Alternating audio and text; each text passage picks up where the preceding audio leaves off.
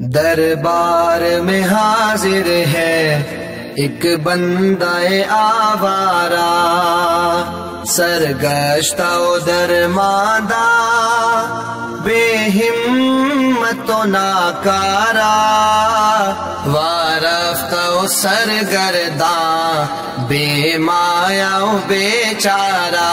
فرماتے ہیں وَنُثَبِّتُ الْخِلَافَةَ بَعْدَ النَّبِيِّ صلی اللہ علیہ وسلم اولا لأبی بکر الصدیق رضی اللہ عنہ تفضیلا له وتقدیما علی جمیع الامت، ثم لعمر بن الخطاب رضی اللہ تعالی عنہ، ثم لعثمان رضی اللہ تعالی عنہ، ثم لعلی بن ابی طالب رضی اللہ تعالی عنہ، وهم الخلفاء الراشدون والأئمة المهتدون الذين قضوا بالحق وكانوا به يعدلون۔ مہتدون وہ کیا لکھا ہوا ہے؟ مہدیون بھی ہو سکتا ہے، کیونکہ حدیث کے اندر آیا ہے کہ علیکم بسنتی و سنت الخلفاء الراشدین المہدیین، تو مہدیون بھی ہو سکتا ہے اور مہتدون بھی ہو سکتا ہے، دونوں ہی درست ہیں کیونکہ دونوں ہی چیزیں صحابہ کرام کے لیے ثابت ہیں۔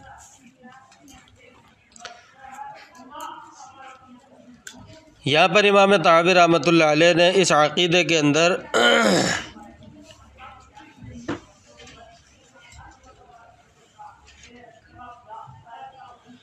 امام طحاوی رحمۃ اللہ علیہ فرماتے ہیں کہ ہم خلافت کو ثابت مانتے ہیں، ہم خلافت کو ثابت مانتے ہیں اولاً کس کے لیے؟ سب سے پہلے یعنی خلافت بلا فصل، خلافت بلا فصل ہم مانتے ہیں، خلافت کو ثابت مانتے ہیں، اس کا ثبوت حضرت ابو بکر صدیق رضی اللہ تعالی عنہ کے لیے، تفضیلا لہ، کیوں کہ وہ تمام انسانوں سے بعد الانبیاء، انبیاء کے بعد تمام انسانوں سے افضل ہیں۔ حضرت ابو بکر صدیق رضی اللہ تعالی عنہ انبیاء کرام کے بعد تمام انسانوں سے کیا ہیں؟ افضل ہیں۔ وَتَقْدِيمًا عَلَى جَمِيعِ الْأُمَّةِ، اور پوری امت محمدیہ پر مقدم ہے، کیونکہ آپ صلی اللہ علیہ وسلم نے امامت کے لیے سب سے پہلے انہیں آگے کیا ہے۔ اپنے مصلی پر اپنی جگہ آپ صلی اللہ علیہ وسلم نے خود انہیں حکم دے کر کھڑا کیا ہے، ابو بکر سے کہو کہ وہ نماز پڑھائیں۔ تفضیلا لہ، تمام انسانیت میں بعد الانبیاء حضرت ابو بکر صدیق رضی اللہ تعالیٰ عنہ کیا ہے؟ سب سے افضل ہے۔ اور امت محمدیہ، پوری امت محمدیہ میں سب سے زیادہ مقدم ہیں آپ صلی اللہ علیہ وسلم نے۔ اس وقت حضرت عمر فاروق بھی تھے، اس وقت حضرت عثمان بھی تھے، یعنی دوسرے سسر حضرت عمر فاروق بھی تھے۔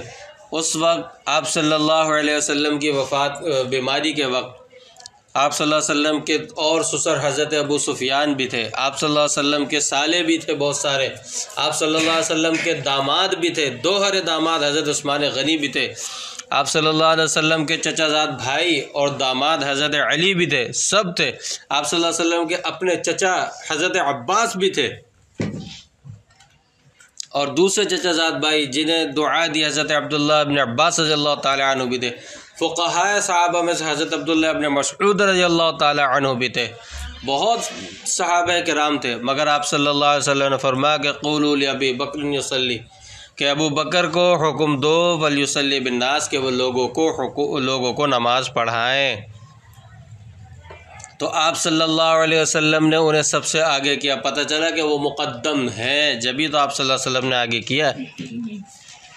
ہر یہ بات سمجھ میں؟ تو سب سے زیادہ انبیاء کے بعد سب سے پہلی یعنی خلافت بلا فصل حضرت ابو بکر صدیق کے لیے مانتے ہیں، کیونکہ انبیاء کے بعد سب سے زیادہ افضل حضرت ابو بکر صدیق ہیں۔ ثم لعمر بن الخطاب، پھر حضرت ابوبکر صدیق کے بعد خلافت ہم حضرت عمر فاروق رضی اللہ تعالیٰ عنہ کے لیے مانتے ہیں۔ کیوں ثابت کرتے ہیں؟ کیوں کہ ان کے بعد پھر پوری انسانیت میں انبیاء اور حضرت ابوبکر صدیق کے بعد حضرت عمر سب سے افضل ہیں۔ آری بات سمجھ میں؟ پھر حضرت عثمان رضی اللہ تعالیٰ عنہ کے لیے خلافت، تیسرے نمبر پر خلافت حضرت عثمان رضی اللہ تعالیٰ عنہ کے لیے مانتے ہیں، ثابت مانتے ہیں ہم لوگ، کیونکہ حضرت انبیاء کرام کے بعد اور حضرات شیخین کے بعد سب سے افضل پھر ساری انسانیت میں حضرت عثمان رضی اللہ تعالیٰ عنہ، اور پھر اس کے بعد چوتھے نمبر پر ہم خلافت حضرت علی رضی اللہ تعالیٰ عنہ کے لیے ثابت مانتے ہیں، کیونکہ انبیاء کرام کے بعد اور شیخین اور حضرت عثمان رضی اللہ تعالیٰ عنہ کے بعد سب سے افضل انسانیت میں حضرت علی رضی اللہ تعالیٰ عنہ ہیں۔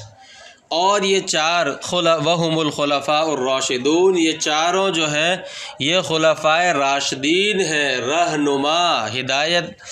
رہنمائی کرنے والے اور ہدایت یافتہ، والائمۃ المہتدون، اور یہ ایسے ائمہ ہیں جو ہدایت یافتہ بھی ہیں اور ہدایت کا سبب بھی ہیں، الذین قضوا بالحق، کہ جنہوں نے حق کے ساتھ فیصلے کیے، وکانوا بہ یعدلون، اور وہ ان فیصلوں میں انصاف کرنے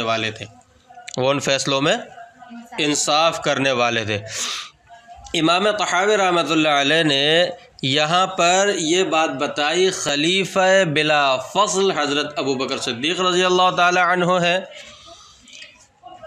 خلیفہ بفصل واحد، ایک واسطے سے آپ صلی اللہ علیہ وسلم کے خلیفہ حضرت عمر فاروق رضی اللہ تعالی عنہ ہے، پھر دو واسطوں سے تیسرے نمبر کے خلیفہ آپ صلی اللہ علیہ وسلم کے حضرت عثمان غنی رضی اللہ تعالی عنہ ہے، اور پھر چوتھے خلیفہ تین واسطوں سے آپ صلی اللہ علیہ وسلم کے وہ حضرت علی رضی اللہ تعالی عنہ ہے۔ یوں سمجھ لیں یہی ترتیب خلافت ہے اور یہی ترتیب فضیلت ہے۔ آگے بات سمجھ میں؟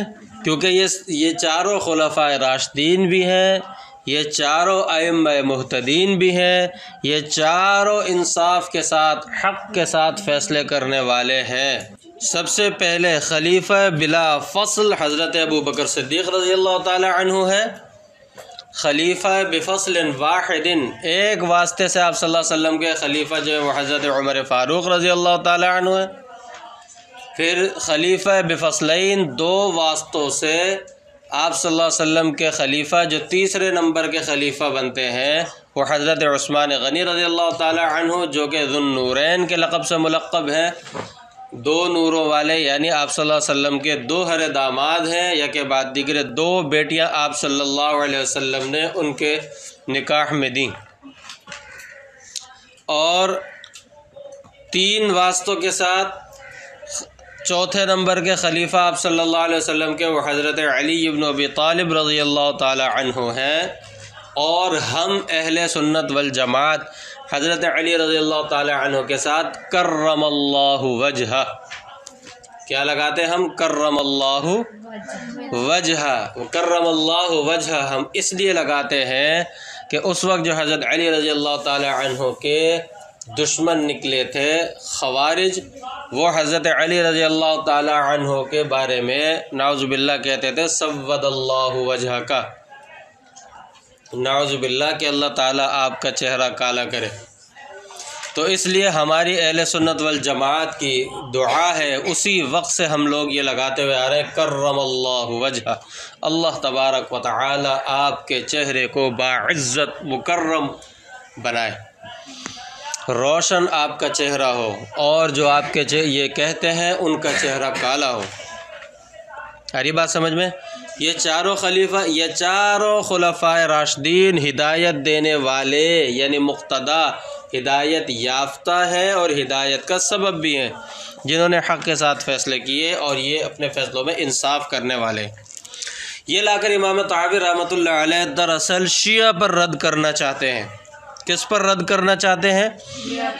شیعوں پر رد کرنا چاہتے ہیں، کیونکہ شیعہ یہ کہتے ہیں خلافت کے معاملے میں علی دا پہلا نمبر، شیعہ کہتے ہیں علی کا پہلا نمبر، لہذا علی کا پہلا نمبر، یہ بولتے بولتے بولتے بولتے ایک شیعہ مر جاتا ہے، اپنی قبر میں چلا جاتا ہے، مگر رہتا علی حضرت علی رضی اللہ تعالی عنہ کا چوتھا ہی نمبر ہے۔ کیوں کہ جو خلافت چوتھے نمبر پر کر کر چلا گیا، اس کا دا پہلا نمبر علی دا پہلا نمبر کہنے کا فائدہ کیا ہے؟ وہ تو چوتھے نمبر پر کر کے چلے گئے خلافت۔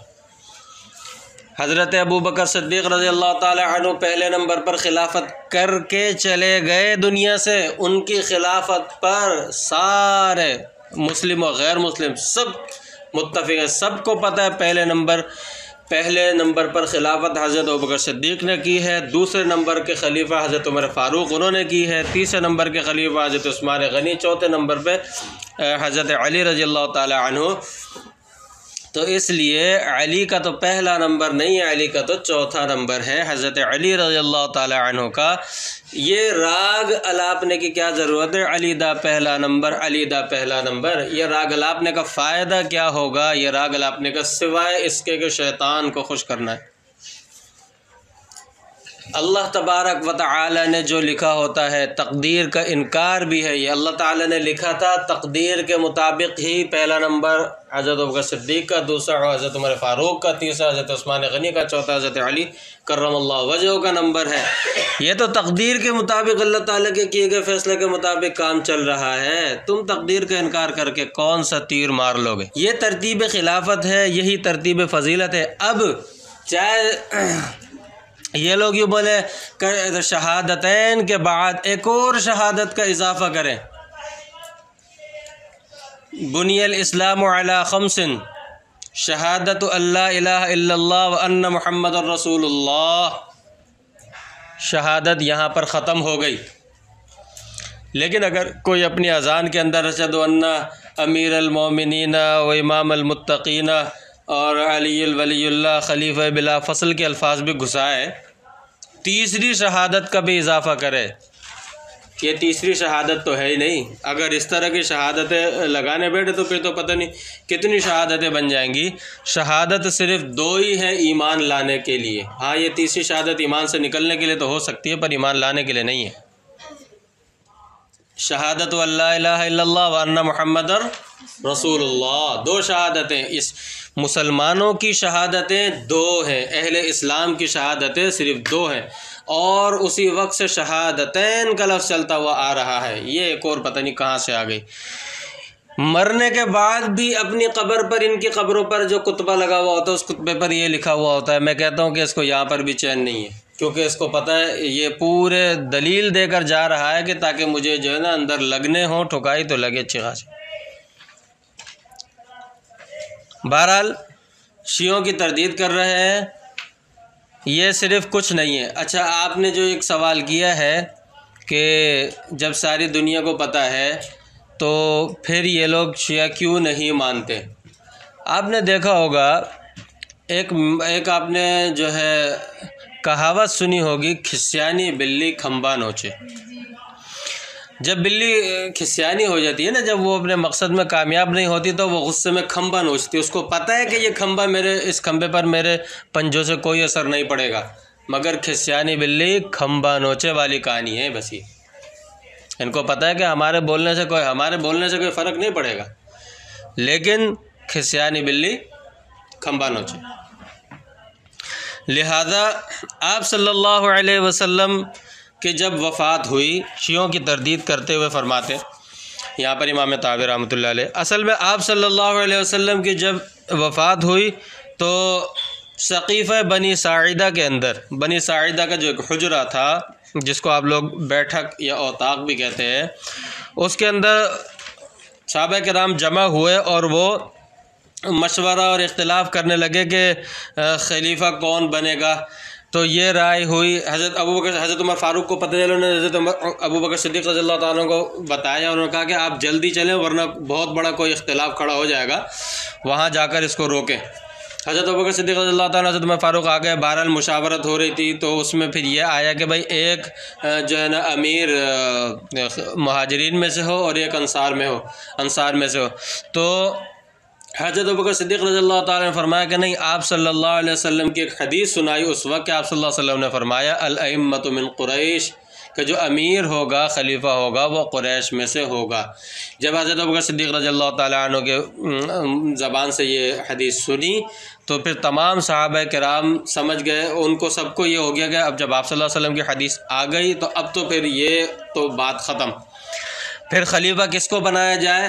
تو اس پر حضرت عمر رضی اللہ تعالیٰ عنہ نے حضرت ابوبکر صدیق کو کہا کہ آپ ہاتھ آگے لائیں۔ حضرت ابوبکر صدیق نے منع کیا، لیکن انہوں نے کہا نہیں، آپ ہاتھ آگے لائیں، آپ خلافت کے سب سے حقدار آپ ہی ہیں۔ انہوں نے ان کے ہاتھ پر خلافت کی۔ پھر سارے مہاجرین اور انصار نے، سب نے جو وہاں پر ثقیفہ بنی ساعدہ میں موجود تھے، سب نے ان کے ہاتھ پر جو ہے بیعت کر لی خلافت کی، اور پھر آئے وہاں پر آپ صلی اللہ علیہ وسلم کی تدفین اور تدفین اور جنازے وغیرہ سے فارغ ہونے کے بعد پھر آپ صلی اللہ جو ہے مسجد نبوی کے اندر تمام صحابہ کرام نے آپ کے ہاتھ پر بیعت کر لی۔ حضرت علی رضی اللہ تعالیٰ عنہ نے بیعت نہیں کی تھی۔ انہوں نے ایک دفعہ پھر ان کو بلایا کہ آپ کیوں بیعت نہیں کر رہے، آپ مسلمانوں میں اختلاف ڈالنا چاہتے ہیں، یہ کیا بات ہے؟ تو انہوں نے فرمایا کہ مجھے اس میں کوئی اختلاف نہیں ہے کہ خلافت کا حقدار آپ ہی ہیں، مجھے خلافت کے معاملے میں کوئی شک شبہ نہیں ہے، خلافت سے مجھے کوئی جو ہے اختلاف نہیں ہے، مجھے صرف یہ ہے کہ اتنا بڑا معاملہ خلافت کا آپ نے کیا لیکن مجھے مشورہ میں شامل نہیں کیا۔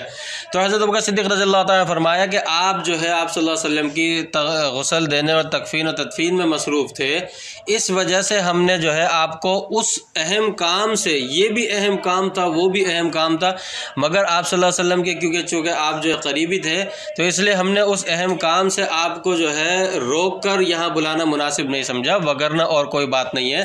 تو پھر حضرت علی رضی اللہ تعالیٰ عنہ نے برسر خلائق تمام لوگوں کے سامنے حضرت ابوبکر صدیق رضی اللہ تعالیٰ عنہ کے ہاتھ پر بیعت کر کے یہ بتا دیا کہ خلیفہ بلا فصل تو یہی ہیں۔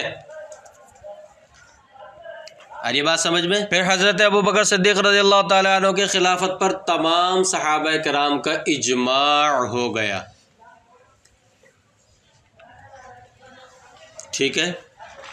اس کے بعد حضرت علی رضی اللہ تعالیٰ عنہ سے ایک دفعہ کسی نے پوچھا کہ آپ لوگوں نے حضرت ابوبکر صدیق رضی اللہ تعالیٰ عنہ کو خلیفہ کیوں بنا لیا؟ حضرت علی رضی اللہ تعالیٰ عنہ نے جواب دیا، اور جواب دے کر اس کا منہ وہیں پر بند کر دیا۔ جس کو یہ اعتراض ہو رہا تھا یا جس نے یہ سوال ان سے کیا تھا، انہوں نے کہا کہ آپ صلی اللہ علیہ وسلم نے حضرت ابوبکر صدیق کو ہماری نمازوں کا، عبادت کا امام بنایا، ہم نے انہیں یعنی ہماری آخرت کا امام بنایا، ہم نے انہیں اپنی دنیا کا امام بنا لیا۔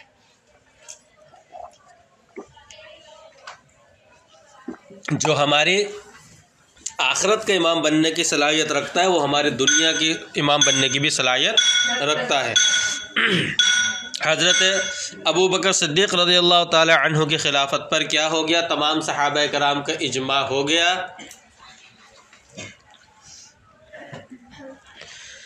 کیوں آپ لوگوں کو شک ہے کہ اجماع ہو گیا؟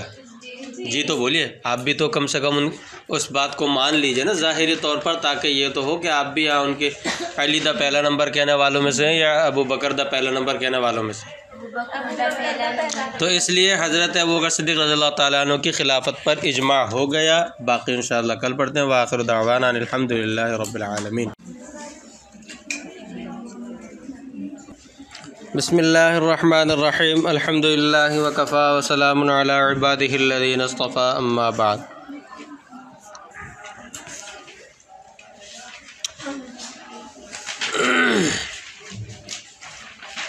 حضرت ابوبکر صدیق رضی اللہ تعالی عنہ، ان کا جب آخری وقت تھا تو انہوں نے ایک خط لکھا اور اس کے اندر اس کو بند کیا، سر بمہر کیا، اور اس کو بند کر کے کہا کہ دیا کہ لوگوں سے اس بیعت لو کہ جس کا نام اس خط میں ہے اس کے خلافت پر بیعت کر لیں۔ تو سب لوگوں نے بیعت کی، حتیٰ کہ حضرت علی رضی اللہ تعالی عنہ انہوں نے بھی بیعت کی۔ انہوں نے کہا کہ جس کا بھی نام ہے اس میں، اگرچہ حضرت عمر کا ہی کیوں نہ ہو، ہم ان کے نام پر بیعت کرتے ہیں، خلافت کی ان کے ہاتھ پر بیعت کرتے ہیں۔ سب کے سب نے بیعت کر لی۔ حضرت عمر فاروق رضی اللہ تعالی عنہ کے خلافت پر یہ طریقہ اختیار کیا، حضرت ابو بکر صدیق رضی اللہ تعالیٰ عنہ کے براہ راست خلیفہ بنا کر چلے گئے۔ ان کی خلافت پر بھی اجماع، صحابہ کرام کا اجماع کیا ہو گیا صحابہ کرام اور جتنے بھی مسلمان تھے سب کا اجماع ہو گیا۔ ایسی بات ہے اس وقت تابعین بھی تھے۔ پھر حضرت عمر فاروق رضی اللہ تعالی عنہ نے 12 سال تقریباً حکومت کی اور آدھی دنیا پر تقریباً ان کی خلافت تھی، قائم تھی، اسلام کا پرچم آدھی دنیا پر لہرا رہا تھا۔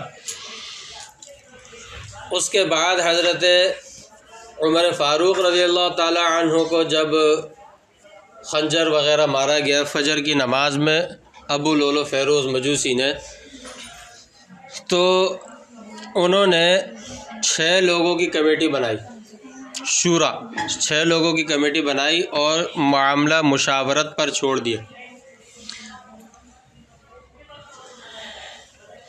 ان 6 لوگوں کی جو کمیٹی بنائی تھی انہوں نے فرمایا تھا کہ اس مشورے کے اندر یعنی ان 6 لوگوں میں سے کوئی خلیفہ بنے گا۔ حضرت عثمان بھی تھے، حضرت علی بھی تھے، حضرت عبد الرحمن بن عوف بھی تھے، حضرت سعد اور فرمایا کہ لیکن فرمایا کہ حضرت عبداللہ بن عمر کے بارے میں اپنے بیٹے کو فرمایا کہ یہ مشاورت میں شامل تو ہوں گے لیکن خلافت میں ان کا حق نہیں ہے۔ یہ پہلے ہی انہوں نے وضاحت کر دی تھی، کیا کر دی تھی کہ خلافت میں ان کا حق نہیں ہے، خلیفہ ان 6 میں سے کوئی ہوگا، یہ اپنی مشاورت سے طے کر لیں۔ پھر حضرت عبد الرحمن بن عوف نے فرمایا کہ ہم ایسا کرتے ہیں معاملہ کے 3 لوگ جو ہے اپنا معاملہ 3 کے حوالے کر دیں۔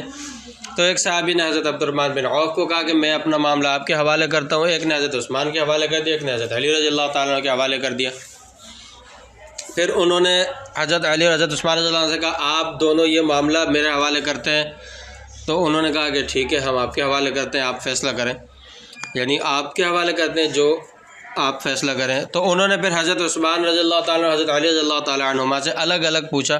حضرت عثمان رضی اللہ عنہ سے پوچھا کہ اگر آپ کو میں خلیفہ بناؤں تو آپ مسلمانوں کے یعنی خلافت کے امور صحیح انجام دیں گے، مسلمانوں کے اور شریعت کے حقوق کا خیال رکھیں گے، جو حلف برداری ہوتی ہے اس حساب سے؟ انہوں نے کہا کہ بالکل میں کروں گا، اور انہوں نے کہا کہ اگر میں حضرت علی رضی اللہ تعالیٰ عنہ کو خلیفہ بناؤں تو آپ ان کے ہاتھ پر بیعت کریں گے؟ انہوں نے کہا بالکل کروں گا۔ یہی باتیں انہوں نے حضرت علی رضی اللہ تعالیٰ عنہ سے بھی کی، حلف برداری والی۔ اور پھر انہوں نے یہ پوچھا کہ حضرت اگر حضرت عثمان کو خلیفہ بنا دوں تو آپ ان کے ہاتھ پر بیعت کریں گے؟ تو انہوں نے کہا بالکل کروں گا ان کے ہاتھ پر بیعت۔ اس کے بعد انہوں نے حضرت عثمان رضی اللہ تعالیٰ عنہ سے کہا کہ آپ ہاتھ آگے بڑھائیے، اور حضرت عبد الرحمن بن عوف نے ان کے ہاتھ پر خلافت کی بیعت کی۔ شورا سے یہ بات طے ہوئی، اور اس کے بعد پھر حضرت علی رضی اللہ تعالیٰ عنہ نے اور باقی جتنے تھے باقی 5 لوگوں نے حضرت عثمان رضی اللہ عنہ کے علاوہ ان کے ہاتھ پر بیعت کر دی، اور پھر اس کے بعد عام لوگوں کو حکم دیا گیا، شورا کی طرف سے حکم دیا گیا کہ حضرت عثمان کے ہاتھ پر بیعت کریں۔ حضرت عثمان کے ہاتھ پر سب نے بیعت کر لیا، حضرت عثمان رضی اللہ تعالیٰ عنہ کی خلافت پر بھی اجماع ہو گیا۔ اجماع جی۔ ان کے بعد جب انتقال ہوا تو حضرت عثمان رضی اللہ تعالیٰ عنہ نے معاملہ مسلمانوں کے حوالے چھوڑ دیا۔ انہوں نے نہ حضرت ابو بکر صدیق یعنی انہوں نے آپ صلی اللہ علیہ وسلم والا طرز اختیار کیا، یوں سمجھیں کہ آپ صلی اللہ علیہ وسلم نے متعین کسی کو نہیں کیا تھا، نہ شورا بنائی تھی، تو حضرت عثمان نہ حضرت ابو بکر صدیق والا طرز اختیار کیا کہ خلافت پر کسی کے بیعت لے لیتے، اور نہ انہوں نے جو ہے حضرت عمر رضی اللہ تعالیٰ والا کے شورا کے درمیان معاملہ چھوڑ دیتے۔ تو لوگوں نے پھر اس کے بعد حضرت علی رضی اللہ تعالیٰ عنہ ہی تھے، انہی کو ہی خلیفہ بنایا۔ حضرت عثمان رضی اللہ تعالیٰ عنہ کے شہادت کے بعد ان کے شہادت کے معاملے میں، خلافت کے معاملے میں کوئی اختلاف نہیں ہوا تھا حضرت علی رضی اللہ تعالیٰ عنہ کی۔ یہ بات اچھی طرح سمجھ لیجئے، حضرت علی رضی اللہ تعالیٰ عنہ سے خلافت کے معاملے میں کسی کا اختلاف نہیں تھا۔ حضرت عثمان رضی اللہ تعالی عنہ کے قاتلین کو گرفتار کرنے کے لیے جو اختلاف ہوا تھا حضرت امیر معاویہ رضی اللہ تعالی عنہ اور حضرت علی رضی اللہ تعالی عنہ کے درمیان، حضرت امیر معاویہ رضی اللہ تعالی عنہ انہوں نے یہ فرمایا تھا کہ حضرت عثمان کے قاتلین کو گرفتار کیا جائے اور ان کو قرار واقعی سزا دی جائے۔ حضرت علی رضی اللہ تعالی عنہ کا فرمانا یہ تھا کہ خلافت پہلے مستحکم ہو جائے، یعنی جو ذمہ داری ڈالی ہے میرے سر پر یہ پہلے مستحکم ہو جائے، اس کے بعد ان سب کو پکڑ کر سزا دی جائے گی۔ بس اختلاف اجتہادی خطا یہاں پر ہوئی تھی، اور المجتہد یخطئ و یصیب یہاں پر بھی بات آئے گی، اس میں بھی اور آگے شرح عقائد میں بھی آئے گی، اور باقی آپ لوگ اصول فقہ وغیرہ میں بھی۔ تو مجتہد سے تو خطا بھی ہوتی ہے اور وہ درست راستے کو پا لیتا ہے۔ مجتہد سے حدیث میں آتا ہے اگر خطا بھی ہو رہی ہے پھر بھی ایک اجر اس کو ملتا ہے، یعنی مجتہد کی جو خطا ہے وہ بھی مذموم نہیں ہے، مجتہد کی خطا بھی کیا ہے؟ ممدوح ہے، قابل تعریف ہے، مذموم نہیں ہے۔ اللہ تعالیٰ کی بارگاہ میں قابل پکڑ نہیں ہے مجتہد کی خطا، لیکن مجتہد کی خطا آج کل ہر کوئی مجتہد بن رہا ہوتا ہے کہ نہیں ائمہ کے پیچھے کیا چلنے کی ضرورت نہیں ہے، یا اکابر کے پیچھے چلنے کی ضرورت نہیں ہے، حدیث ہے اس پر عمل کرو۔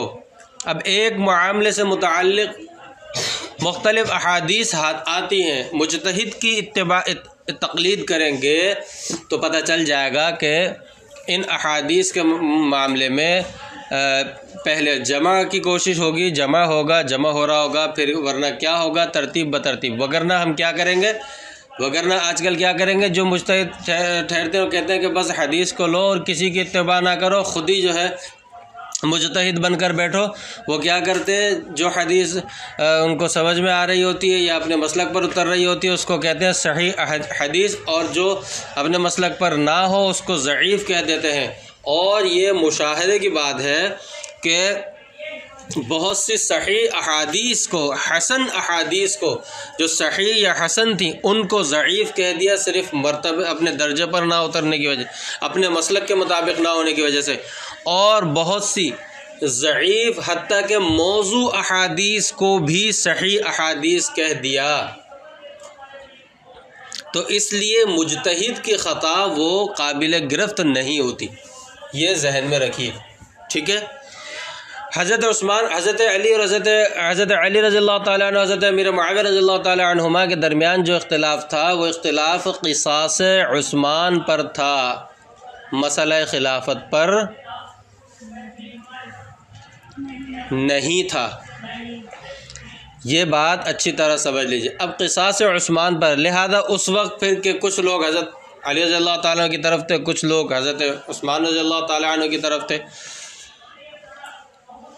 بہرحال حضرت علی رضی اللہ تعالیٰ عنہ کی خلافت پر اس وقت اجماع نہیں ہو سکا تھا، اس وقت اجماع نہیں ہو سکا تھا، لیکن یہ بات اچھی طرح سمجھ لیجئے، خلافت کے حقدار حضرت علی رضی اللہ تعالیٰ عنہ ہی تھے، اور حضرت علی رضی اللہ تعالیٰ عنہ کی خلافت میں اختلاف کسی کا نہیں تھا۔ یہ اختلاف قصاص عثمان پر ہوا تھا، یہ اختلاف خلافت حضرت علی پر نہیں ہوا تھا۔ خلافت کا حقدار حضرت علی کو ہی سمجھتے تھے سب۔ فرمائیے،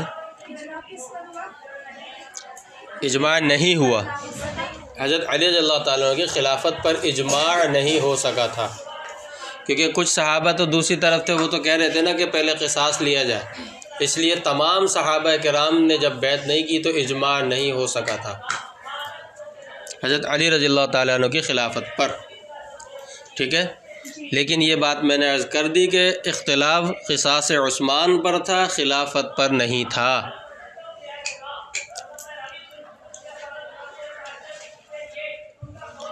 اب حضرت ابو بکر صدیق رضی اللہ تعالیٰ عنہ، حضرت علی رضی اللہ تعالیٰ عنہ کو جب شہید کیا اس کے بعد 6 مہینے حکومت کی حضرت حسن رضی اللہ تعالیٰ عنہ نے، اس کے بعد پھر ظاہر سی بات ہے پھر یہ اختلاف ہوا تو اس طرف حضرت علی رضی اللہ تعالیٰ کی حکومت تھی، باقی شام وغیرہ کی طرف حضرت امیر معاویہ رضی اللہ تعالیٰ کی حکومت پھر قائم ہو گئی تھی۔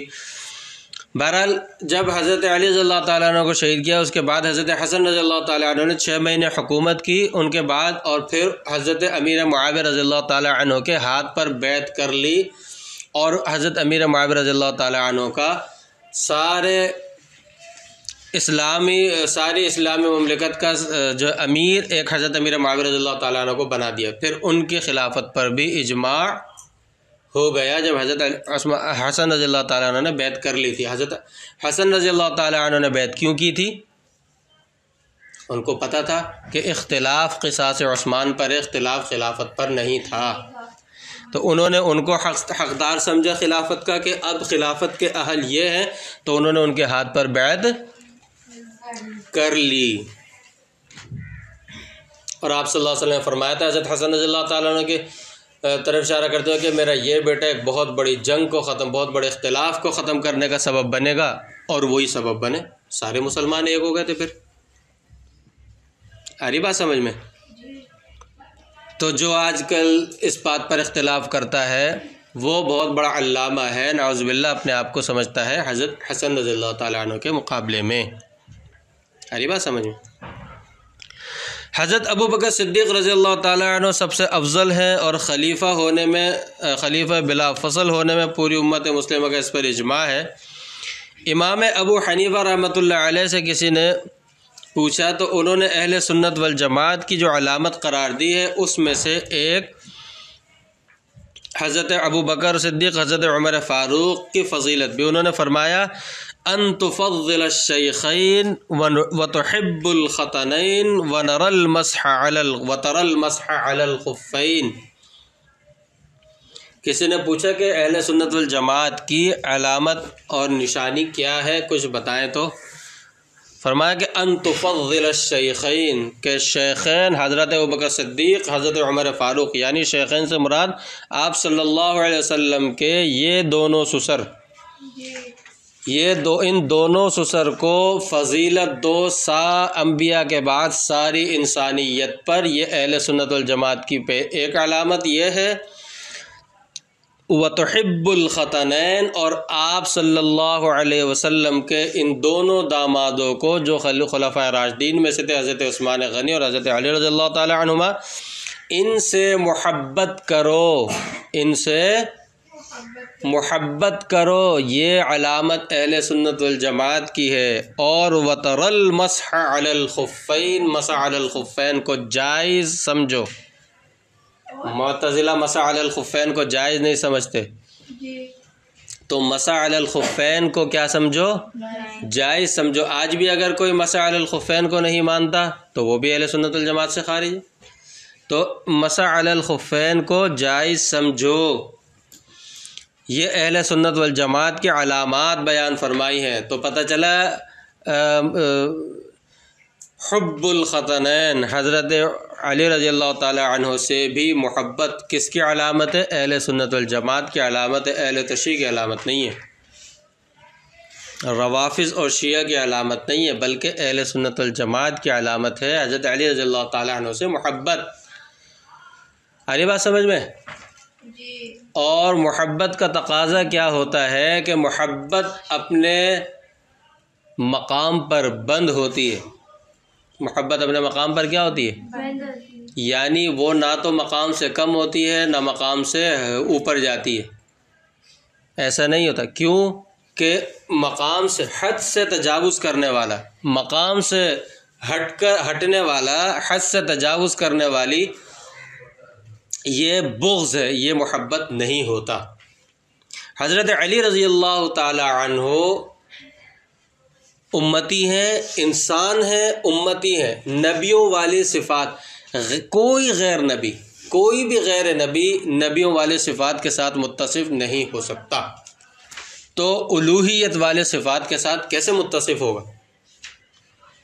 جب کوئی غیر نبی نبی والے صفات کے ساتھ متصف نہیں ہو سکتا تو الوہیت والی صفات کے ساتھ کیسے متصف ہو سکتا ہے؟ پتہ چلا جو حضرت علی رضی اللہ تعالی عنہ کو جو ان کی صفات، جو ان کا مقام اور مرتبہ ہے اس سے اوپر اٹھاتے ہیں، وہ حقیقت میں ان سے بغض رکھتے ہیں۔ وجہ اس کی یہ ہے کہ محبت چھوڑ لیں، اصل جو محبت ہے اسی کو چھوڑ لیں۔ یہ تو پتہ ہے کہ ان کو الوہیت والے صفات ان کی کوئی نہیں مانے گا، یہ تو پتہ ہے کہ ان کی الوہیت والی صفات کو کوئی نہیں مانے گا۔ آ رہی بات سمجھ میں؟ بھائی مثال کے طور پہ آپ لوگ اپنے کسی استاد کے بارے میں یہ کہنا شروع کر دیں کہ یہ وقت کے نعوذ باللہ یوں کہنا شروع کر دیں کہ یہ چلے وقت کے جو بات میں کہہ رہا تھا، آپ یوں کہنا شروع کر دیں کہ ہمارے یہ استاد امریکہ کے صدر ہیں، اور لوگ امریکہ کے صدر کی، عام لوگ امریکہ کے صدر کی بہت وہ کرتے ہیں، پتہ نہیں اس کو کیا سمجھتے ہیں، تو آپ لوگ یہ کہنا شروع کر دیں، تو بتائیں آپ یہ استاد کا مقام اور مرتبہ بڑھا رہی ہیں یا گھٹا رہی ہیں؟ کیونکہ پتہ ہے کہ ہر بندہ یہ کہے گا، سوال ہی پیدا نہیں ہو سکتا امریکہ کا صدر اور یہاں پر آپ کو قرآن اور حدیث پڑھائے گا، لہذا ان کا جو اصل مقام ہے وہ چھپا رہے ہیں، وہ چھپانا ہوا ہے، تو پتہ چلا یہ محبت نہیں، یہ بغض ہے، یہ محبت نہیں ہے، بغض ہے۔ لہذا محبت کی آڑ میں بغض، اسی طرح سنت کو چھوڑ کر بدعات، وہ سنت سے بغض ہے۔ حضرت ابو بکر صدیق رضی اللہ تعالیٰ کے خلیفہ اول ہونے پر آپ صلی اللہ علیہ وسلم کے جو ارشادات ہیں وہ کیا ہیں؟ ترمذی کے اندر ایک روایت ہے، حضرت عائشہ رضی اللہ تعالیٰ فرماتی ہیں آپ صلی اللہ علیہ وسلم نے فرمایا، لا ينبغي لقوم فيه ابو بکر ان یؤمہم غیرہ، کسی بھی جماعت کے لیے یہ جائز نہیں ہے کہ جس قوم میں ابو بکر موجود ہوں کوئی اور امامت کرائے، کسی کے لیے جائز نہیں ہے۔ تو ابو بکر امامت کرائیں گے، اور امامت کون کراتا تھا؟ خلیفہ وقت۔ امامت کون کراتا تھا؟ خلیفہ وقت۔ اسی طرح حضرت علی رضی اللہ تعالی عنہ، حضرت علی کرم اللہ وجہ فرماتے ہیں،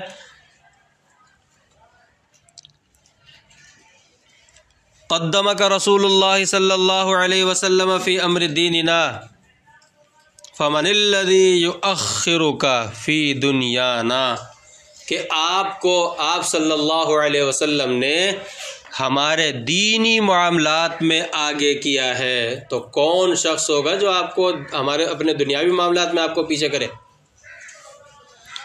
حضرت ابو بکر صدیق کو کیا فرماتے ہیں خطاب کر کے کہ آپ صلی اللہ علیہ وسلم نے ہمارے نماز کا امام بنایا، ہمارے دینی معاملات کا امام بنایا، تو پھر کون ہے جو آپ کو ہماری دنیا کے معاملات میں آپ کو پیچھے کرے گا؟ خلافت کا بھی آپ ہی حقدار ہیں۔ آ رہی بات سمجھ میں؟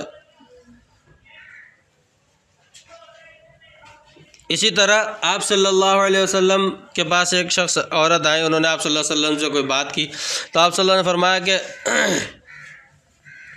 کہ تم میرے پاس دوبارہ آنا، کچھ مانگا ہوگا آپ صلی اللہ علیہ وسلم نے ان کو دینے کا وعدہ فرمایا کہ مجھے بات دوبارہ آنا۔ انہوں نے کہا کہ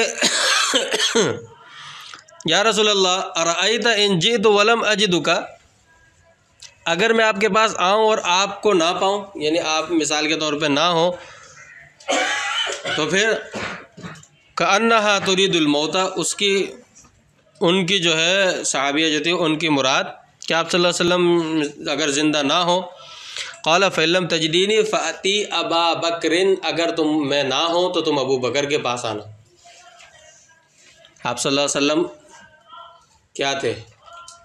اسلامی مملکت کے آپ صلی اللہ علیہ وسلم صدر تھے نا اس وقت، تو ان کے بعد خلیفہ حضرت ابو بکر صدیق، جبھی تو آپ صلی اللہ علیہ وسلم نے فرمایا کہ پھر ابو بکر کے پاس آنا۔ امام بخاری امام مسلم نے اس کو روایت کیا ہے، تو اس سے پتہ چلا کہ آپ خلیفہ بلافضل حضرت ابو بکر صدیق ہیں۔ یہ اشارات آپ صلی اللہ علیہ وسلم نے دیے۔ حضرت عائشہ صدیقہ رضی اللہ تعالیٰ عنہ فرماتی ہیں، مسلم شریف کے اندر روایت ہے، فرماتی ہے کہ قالت لی رسول اللہ صلی اللہ علیہ وسلم فی مرضہ، آپ صلی اللہ علیہ وسلم نے اپنی مرض وفات میں مجھ سے فرمایا، ادعی لی ابا بکر اباکی و اخاکی حتی اکتب کتابا، کہ تم بلاؤ میرے پاس ابو بکر، اپنے والد کو اور اپنے بھائی کو، دونوں کو بلاؤ، یہاں تک کہ میں ایک خط لکھ کر دوں یا ایک کچھ رقعہ لکھ کر دوں فإنی اخاف ان یتمنی متمنن، مجھے یہ خوف ہے کہ خلافت کا کوئی اور متمنی تمنا نہ کرنے لگے، خلافت کا مجھے یہ اندیشہ ہے، خوف ہے کہ خلافت کا کوئی اور متمنی تمنا نہ کرنے لگے۔ وَيَقُولُ قَائِلٌ أَنَا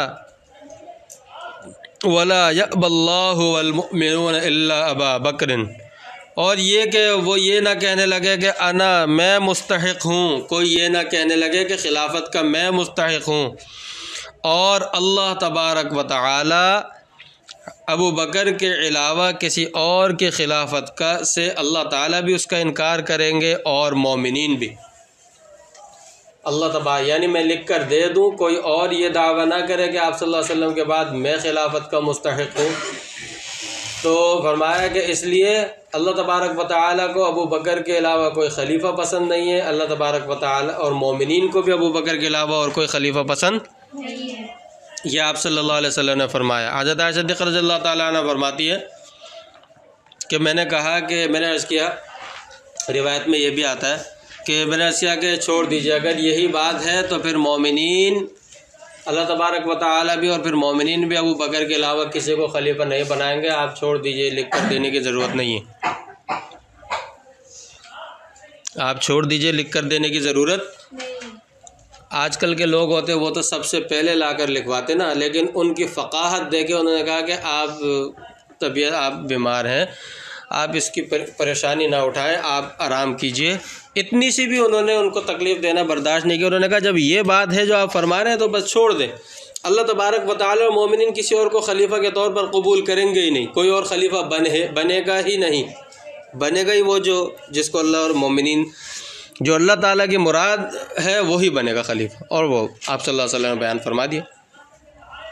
اور حذیفہ رضی اللہ عنہ قال، حضرت حذیفہ رضی اللہ تعالیٰ عنہ سے روایت ہے، وہ کیا فرماتے ہیں، ایک اور دلیل فرماتے ہیں قال رسول اللہ صلی اللہ علیہ وسلم انی لا ادری ما بقانی فیکم فاقتدوا بالذین من بعد ابی بکر وعمر، مجھے نہیں پتہ کہ میں اب تمہارے درمیان کتنا دن باقی رہوں گا، میری کتنی زندگی ہے، میرے بعد تم ابو بکر اور عمر کی یکے بعد دیگرے فرمایا نا، ابو بکر اور عمر کی اتباع کرنا میرے بعد۔ اس سے پتہ چل گیا کہ پہلے خلیفہ حضرت ابو بکر صدیق بنیں گے، دوسرے خلیفہ حضرت عمر فاروق بنیں گے۔ آ رہی بات سمجھ میں؟ تو خلافت کا معاملہ پتہ چل گیا کہ خلیفہ اصل جھگڑا خلیفہ خلافت بلا فصل کا ہے، اصل علی دا پہلا نمبر یا جو ہے نا کس کا پہلا نمبر چوتھا نمبر، تو اصل جھگڑا کس کا ہے، اصل خلافت بلا فصل کا ہے، اس کو ثابت کرنا ہے، باقی کی خلافتیں تو ہوتی آئی ہیں اور وہ تو سب کے سامنے، اصل جھگڑا پہلے خلافت بلا فصل کا ہے۔ وہ یہی کہتے ہیں جو بھنگی قسم کے لوگ ہیں، وہ یہی کہتے ہیں کہ امام بخاری امام طحاوی رحمۃ اللہ علیہ انہی کی تردید کرنا چاہ رہے ہیں کہ خلیفہ بلا فصل حضرت ابو بکر صدیق جس طرح ہوئے ہیں ایسے ان کا حق تھا بھی۔ حضرت ابو بکر صدیق رضی اللہ تعالیٰ عنہ کو غاصب کہنا یہ بدبختوں اور بدترین لوگوں کی نشانی ہے، علامت ہے۔ آگے بات سمجھ میں؟ آگے آپ صلی اللہ علیہ وسلم فرماتے ہیں، امام طحاوی رحمۃ اللہ علیہ آگے فرماتے ہیں آپ صلی اللہ علیہ وسلم کے فرمان کے مطابق وَأَنَّ الْعَشَرَةَ الَّذِينَ سَمَّاهُمْ رسول اللہ صلی اللہ علیہ وسلم، اور وہ 10 لوگ جن کا نام لیا آپ صلی اللہ علیہ وسلم نے، وَبَشَّرَهُمْ بِالْجَنَّةِ، اور آپ صلی اللہ علیہ وسلم نے انہیں جنت کی بشارت دی، نَشْهَدُ لَهُمْ بِالْجَنَّةِ، ہم ان کے لیے بھی جنتی ہونے کی گواہی دیتے ہیں۔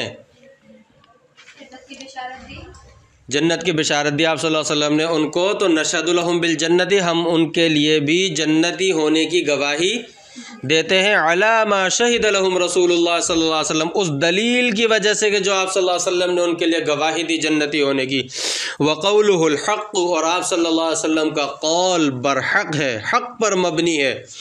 کیا فرمایا؟ وہ کون لوگ ہیں؟ وہم، وہ لوگ ابو بکر و عمر و عثمان و علی و طلحۃ و الزبیر و سعد و سعید و عبد الرحمن بن عوف و ابو عبیدہ بن الجراح وهو امین هذه الامہ، حضرت ابو عبیدہ بن جراح کا لقب تھا امین هذه الامہ، اس امت کے امین، رضوان اللہ علیہم اجمعین۔ یعنی یہاں پر فرماتے ہیں امام طحاوی رحمۃ اللہ علیہ دوسرے لفظوں میں کہ وہ 10 صحابہ کرام عشرہ مبشرہ، ان کو جنت کی بشارت دی، وہ 10 صحابہ کرام۔ جنت کی بشارت آپ صلی اللہ علیہ وسلم نے اور بھی صحابہ کرام کو دی ہے، صرف ان 10 صحابہ کرام کو نہیں دی، لیکن ان کو عشرہ مبشرہ اس لیے کہا جاتا ہے کہ ان 10 صحابہ کرام کو ایک ساتھ ایک لفظ میں بشارت دی گئی تھی، ایک ساتھ۔ آپ صلی اللہ علیہ وسلم نے فرمایا کہ ابو بکر فی الجنہ، عمر فی الجنہ، عثمان فی الجنہ، علی فی الجنہ، وطلحۃ فی الجنہ، والزبیر فی الجنہ، وسعد فی الجنہ، وسعید فی الجنہ، وعبد الرحمن بن عوف فی الجنہ، وابو عبیدہ بن الجراح فی الجنہ۔ یہ فرما کر ایک ساتھ ان 10 کو دی تھی، اس لیے ان کو کہا جاتا ہے عشرہ مبشرہ۔ تو امام طحاوی رحمۃ اللہ علیہ فرماتے ہیں کہ ہم کسی کے لیے جنتی ہونے کی گواہی نہیں دیتے، پیچھے بیان کر کے آئے تھے، مگر جن کے بارے میں جنتی ہونے کی گواہی قرآن اور حدیث سے دی گئی ہے یا آپ صلی اللہ علیہ وسلم نے دی ہے، ان کے لیے جنتی ہونے کی گواہی دیتے ہیں ہم، جیسا کہ یہ 10 صحابہ کرام، ان کے جنتی ہونے کی گواہی دینا ہمارے ایمان کا حصہ ہے۔ یہ اس میں وہ وعید، یہ اس وعید میں شامل نہیں ہوگا جو پیچھے بیان کر کے آ چکے۔ آگے بات سمجھ میں؟ یعنی اہل سنت والجماعت کا مسلک یہاں پر بیان فرما دیا، وگرنہ آپ صلی اللہ علیہ وسلم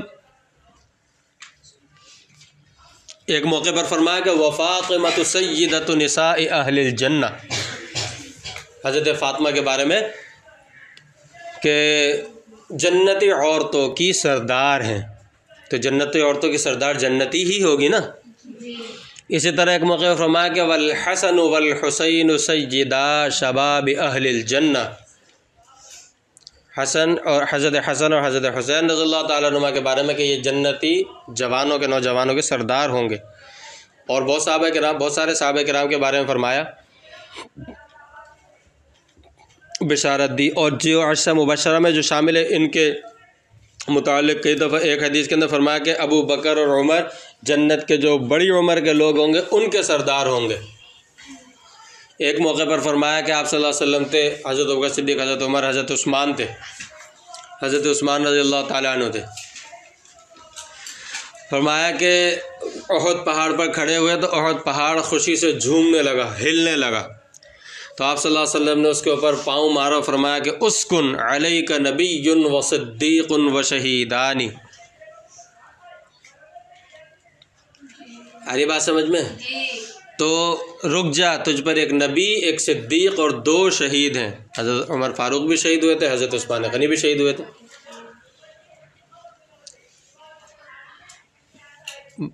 تو اس لیے ہم ان 10 صحابہ کرام کے لیے بھی جنتی ہونے کی گواہی دیتے ہیں، اور جن صحابہ کرام کے بارے میں احادیث سے ثابت ہے مزید ان کے بھی جنتی ہونے کی، کیونکہ آپ صلی اللہ علیہ وسلم کی بشارت کی بنیاد پر، وہ آپ صلی اللہ علیہ وسلم کی گواہی کی بنیاد پر ہم ان کے جنتی ہونے کی بشارت دیتے ہیں۔ ترمذی کے اندر یہ حدیث ہے، آپ صلی اللہ علیہ وسلم نے یہ فرمایا ترمذی کے اندر، ابو بکر فی الجنہ، عمر فی الجنہ، عثمان فی الجنہ، علی فی الجنہ، وطلحۃ فی الجنہ، الزبیر فی الجنہ، وعبد الرحمن بن عوف فی الجنہ، وسعد بن ابی وقاص فی الجنہ، وسعید بن زید فی الجنہ، وابو عبیدہ بن الجراح فی الجنہ۔ ایک ساتھ آپ صلی اللہ علیہ وسلم نے فرمایا۔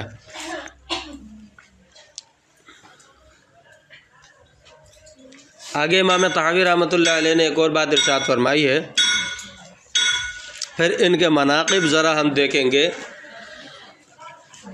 چلیں اس کو انشاءاللہ بعد میں پڑھتے ہیں۔ ان کے مناقب، عشرہ مبشرہ کے فضائل اور مناقب کیا ہیں، کچھ مناقب ہم پڑھیں گے انشاءاللہ۔ ابھی یہیں تک رکھتے ہیں۔ وآخر دعوانا الحمد للہ رب العالمین۔